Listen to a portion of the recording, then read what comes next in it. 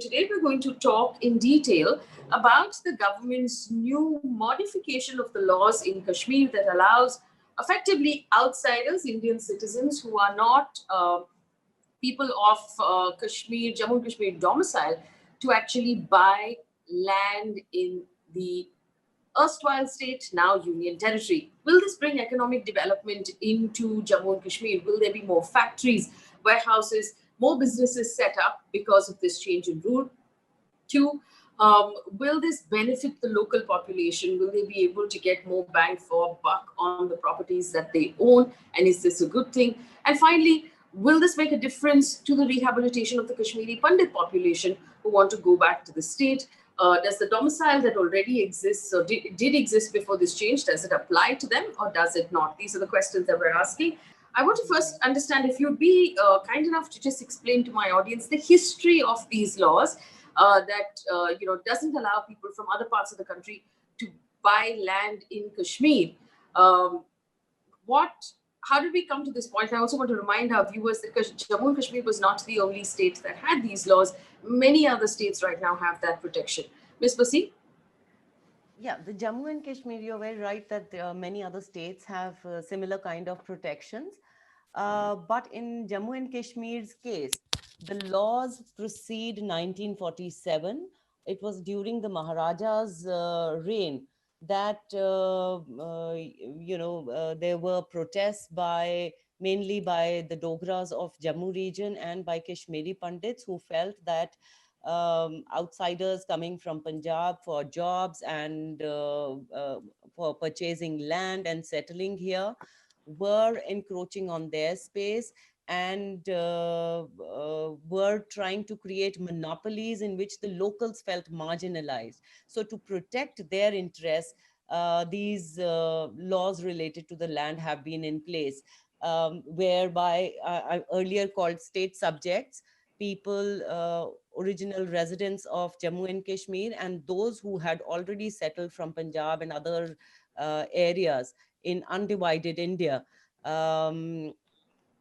They were given the state subject rights, which eventually after 1947 and the Article 370, which became the link between India and Jammu and Kashmir, the same state subject law was incorporated and it has been called the Permanent Residence Certificate, which allowed people who were holders of permanent residence certificate, which could be acquired only by birth, and they alone had the exclusive right over land holdings. Mr. Ayaz, do you believe that it's important now to bring in stability before we can hope for any economic development? Do we expect businesses to set up, say, factories in Kashmir or in Jammu, given the current state of affairs? It is absolutely necessary that for any economical activity or for any business, you need to have a peace, you need to have an atmosphere very conducive for conducting the business. So, as long as this conflict exists, as long as it continues, well, it is a problem. We have seen before 1990, that's 1990, onset of militancy. We had a very good economic activity. A lot of tourists used to come. They used to have certain industries like from central public sector undertakings, like Indian telephone industries, assembly units in Kashmir. Then we had Hindustan Machine Tools manufacturing unit there in Kashmir.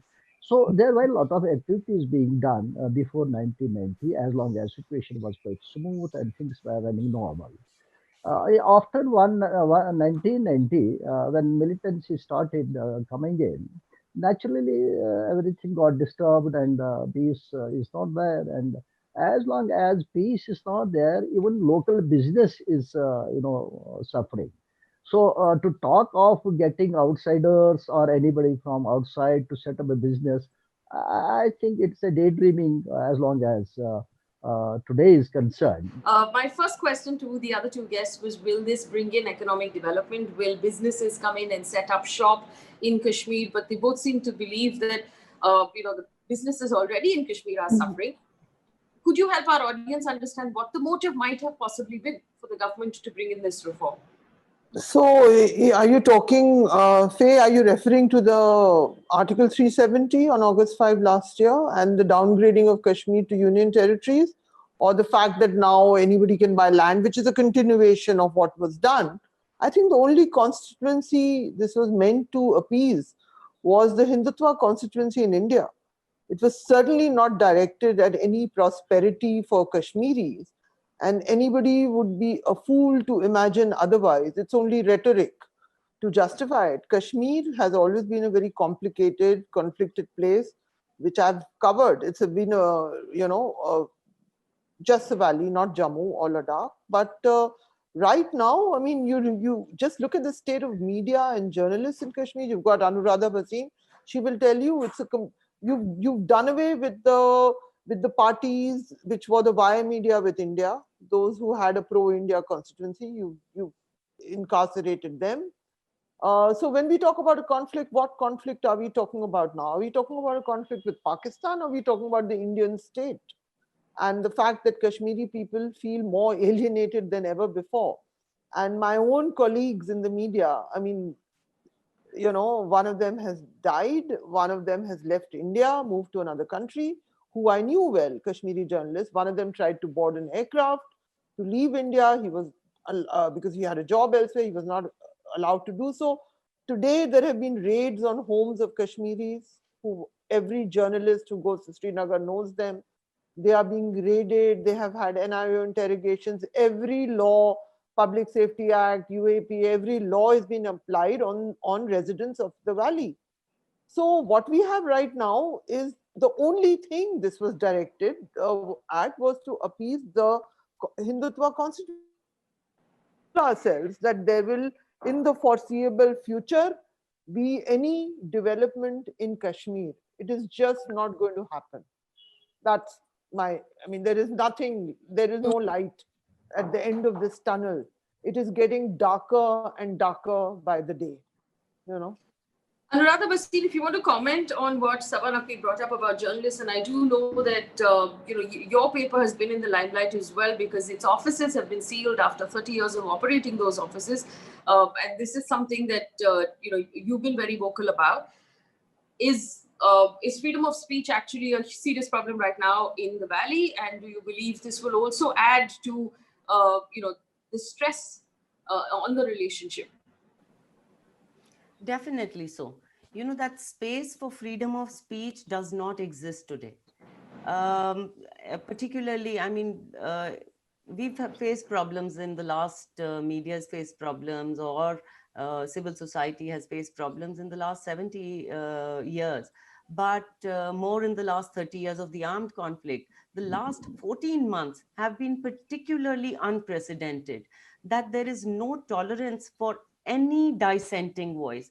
Anybody who's even, who has some potential to say something, maybe not saying, he or she may not be saying something right now, but has the potential, has the platforms to say something, even they are not tolerated today. And whether it is, as Saba pointed out, journalists have been intimidated, they have been slapped with criminal cases, and now you have these NIA raids, not just on a newspaper office, on some journalists, but other NGO activists. What are they working on? They're working on justice, they're working on human rights, they've been talking about peace and dialogue. And they've been documenting work, and much of the documentation is either about their own victimhood or about human rights violations, both by security forces and militants. Is that something unacceptable? And the timing itself is interesting.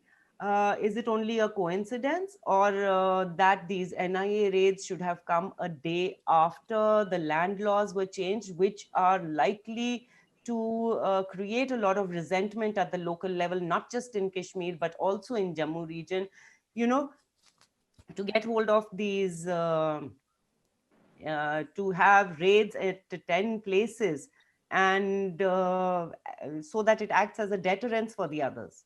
The strong points that were brought up by the panel is the fact that ease of doing business, or the complete lack of it in Kashmir, is a big concern. The people who grow the Kashmiri apples have lost entire crops to the fact that there was a curfew. Nobody could pick the crop, nobody could transport the crop. The roads in Kashmir that connect it to the rest of the country are invariably closed for some or the other reason at various times throughout the year. It makes doing business very, very difficult. The internet is constantly going down, curfew is constantly happening. Maybe bringing in stability right now would be the first step to bringing in economic prosperity, because anyone who's going to set up a business, even if you watching at home were going to set up a business, that would be the first thing you would ask. Would my employees be safe? Would their family members be safe? Would people be willing to go live there to work in my office? And when you answer that question, you'd have the whole answer to this entire panel yourself.